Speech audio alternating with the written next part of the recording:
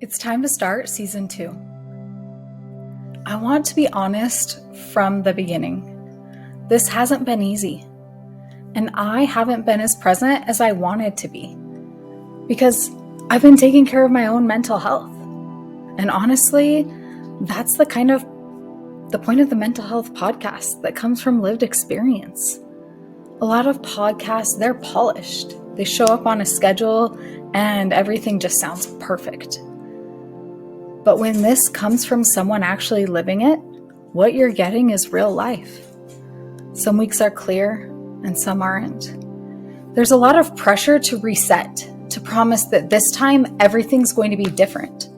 But I live day to day. I live with bipolar 1, with psychosis, PTSD, and borderline personality disorder. My chaos didn't end, but neither did I.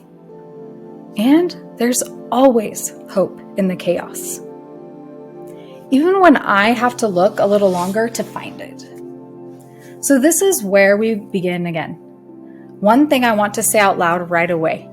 If you've ever wondered why mental health podcasts don't always look like other podcasts, this is why. Mental health doesn't run on a content calendar. If it did, I promise it would ghost us anyways. Some podcasts can say, new episode every Tuesday, 9 a.m. And that's great, truly. But when the podcast is hosted by someone with lived experience, sometimes the episode comes after therapy, or after a rough night, or after sitting on the couch thinking, wow, my brain chose chaos today. And that doesn't mean failure. That means reality. I think we don't talk enough about how strange it is to expect people living with serious mental illness to show up perfectly and consistently, while their nervous system is actively doing parkour. Because let's be honest, if motivation alone cured mental illness, none of us would be here. And if you're listening thinking, oh good, it's not just me who disappears sometimes, welcome. You're exactly where you're supposed to be. There's this idea that January is supposed to fix everything, like, hey, new year, new brain. And I don't know who started that rumor, but my brain did not get that memo. What I did get was the same mind, the same diagnosis, and a very familiar pattern of having to meet myself where I actually already am. And that's not a bad thing. That's just human. So if you're listening to this while doing laundry that you forgot about, or sitting in your car because you're not ready to go inside yet, or replaying this episode because your brain wandered off partway through, I see you. In this space, it's for you too. Now, before we go anywhere deep, I just want to sit here together for a minute. Because if you're listening to a mental health podcast, chances are you didn't just wander in by accident. You probably found this while scrolling at night, or while doing something that technically needed your full attention, or because your brain said, hey, we need this. And honestly, same. Let's talk about mental health the way it actually feels, not the Instagram version, because real mental health looks like setting alarms and then snoozing them. It looks like knowing all the coping skills and still sometimes crying in your car. It looks like being incredibly self-aware and still being caught completely off guard by your own emotions, which, by the way, is rude. And no one talks enough about how exhausting it is to live in a body where your nervous system is always a little alert. Like, calm is nice, but hypervigilance has been driving this bus for a long time. And if you've ever thought, why am I like this when I know better? Congratulations, you're extremely human. Mental illness is not a lack of effort. It's not a character flaw. And it's definitely not cured by planners, positive quotes, or a better morning routine. And can we just say this out loud for a second? Sometimes the bravest thing you can do all day is not cancel everything and disappear. Sometimes doing your best looks like showing up at 60% and letting that be enough. So if you're listening and thinking, wow, I thought everyone else had this figured out, I promise you they don't. Some people are just better at hiding it.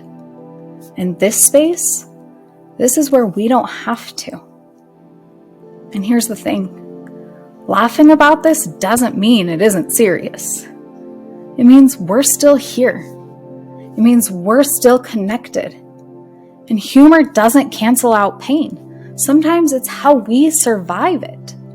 And when you live with serious mental illness, surviving quietly is still surviving. I think a lot of people expect recovery to look like a straight line. Like you get diagnosed, you get treatment, and then everything just settles. But real life doesn't work like that. Living with SMI, serious mental illness, means some days you're just managing. Some days you're barely holding on. And some days you're doing okay. And that can feel just as confusing because stability doesn't always feel calm. Sometimes it feels familiar, and no one really prepares you for that part. One thing I want to name, because no one really explains this, is how disorienting it can feel when you're actually becoming more aware of your mental health instead of numbing it. We're taught to expect healing to feel lighter, like relief, like things getting quieter. But a lot of the time, especially with serious mental illness, the first thing that changes is awareness, not comfort. You notice your patterns sooner, you feel emotions more clearly, and suddenly it feels harder, not easier. And that can make you think something is wrong, or that you're getting worse. But often it's not regression, it's just recognition. And no one talks enough about how unsettling that stage can be. And if that's where you are, you're not broken. You're in a part of the process that doesn't get named very often. So when I say this season isn't about perfection, it's because I know what it's like to live here. The chaos didn't end, but neither did I. And here's the part I wish someone had told me earlier.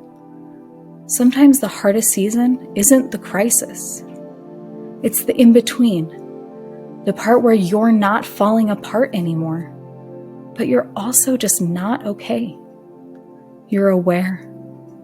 You're trying, and somehow that feels harder than before. And that's the moment a lot of people think they're failing. But they're not. They're hanging on. And hanging on is not nothing. They're hanging on. And it's the kind of work no one sees. Also, can we just say this out loud? No one tells you how awkward this stage is. You're too self-aware to ignore things, but not healed enough to feel peaceful. It's like emotional buffering. And yes, it's deeply inconvenient. But it doesn't mean you're stuck. It means you're still in motion. That's why I'm not promising perfection this season. I'm promising honesty. I'm promising presence when I can. Because this is what lived experience actually looks like. I say this a lot, and I mean it every time. There is always hope in the chaos. Not loud hope, not shiny hope. Sometimes it's just the hope of still being here, still listening, still trying. And sometimes hope looks like pressing play on that podcast. Instead of pretending you're fine, the chaos didn't end, but neither did I. And if you're still here, neither did you. If this episode feels familiar, if it sounds like something you wish people understood, feel free to share it. Not because it's perfect, but because it's honest. And someone out there might need to hear that showing up imperfectly still counts. And, as always, remember, there is hope in the chaos.